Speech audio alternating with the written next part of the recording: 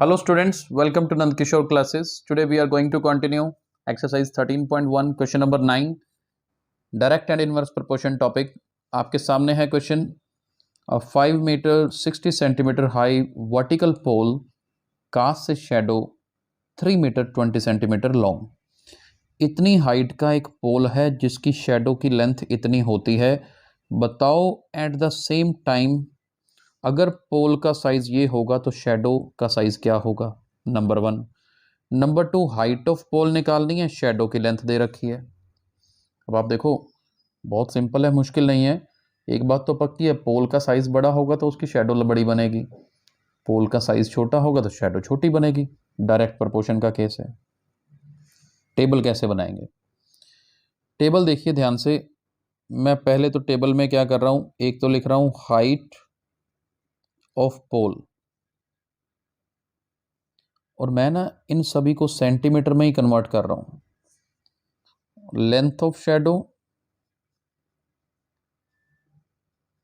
जो ये शेडो बन रही है उसकी लेंथ को भी हम सेंटीमीटर में ले लेते हैं, कैलकुलेशन इजी हो जाएगी भाई. हाइट ऑफ पोल कितनी है? 5 मीटर 60 सेंटीमीटर, तो ये सीधा 560 सेंटीमीटर हो गया ना. तब शेडो कितनी बनती है? 320 सेंटीमीटर की. फर्स्ट पार्ट देखो क्या कहता है, लेंथ ऑफ शेडो निकालो, यानी कि मुझे ये स्पेस निकालनी है. y2 होता है तो यहां पर y2 लिखते हैं. पोल की हाइट कितनी दे रखी है? 10 मीटर 50 सेंटीमीटर, यानी कि 1050 सेंटीमीटर. कन्वर्जन आनी चाहिए आपको. फिर मुझे हाइट ऑफ पोल निकालना है सेकंड पार्ट में, मतलब मुझे ये वैल्यू निकालनी है x3 की. शेडो कितनी दे रखी है? 5 मीटर लंबी दे रखी है. 5 मीटर मतलब 500 सेंटीमीटर. अब ये मैंने y2 x3 क्यों लिखा, ये याद रखना. x1 x2 x3 y1 y2 y3. अब यहाँ पर हमने बताया कि जी ये केस कौन सा है, डायरेक्ट प्रोपोर्शन का केस है. अब अगर डायरेक्ट प्रोपोर्शन का केस है तो इसमें कैलकुलेशन कैसे करनी है ये हमने ध्यान रखना है जी. कैलकुलेशन कैसे करेंगे?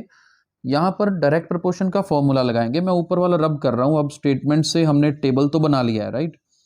टेबल बना लिया तो मेरा इसके बिना चल जाएगा. यहाँ पर कैलकुलेशन करते हैं. सबसे पहले, since this is the case of direct proportion, direct proportion का केस है तो आप लगाइए फॉर्मूला x1 अपॉन y1. ये मैं फर्स्ट पार्ट के लिए क्या फॉर्मूला लगा रहा हूँ, x1 upon y1 is equal to x2 upon y2. x1 कितना है? 560. नीचे y1 कितना है? 320. x2 is 1050. y2 मुझे निकालना है, तो इस कैलकुलेशन को करेंगे, क्रॉस मल्टीप्लाई करिए.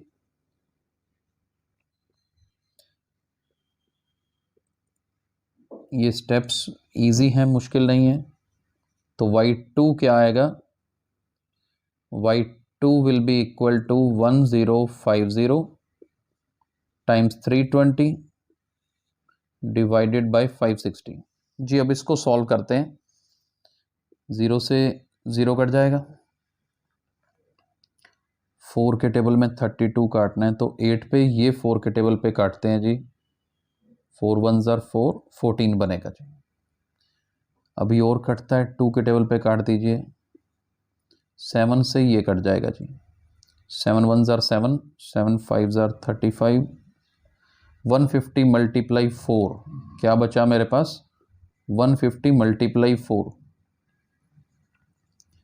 ये बनेगा 600, यानी कि लेंथ ऑफ शेडो कितनी होगी? 600 सेंटीमीटर.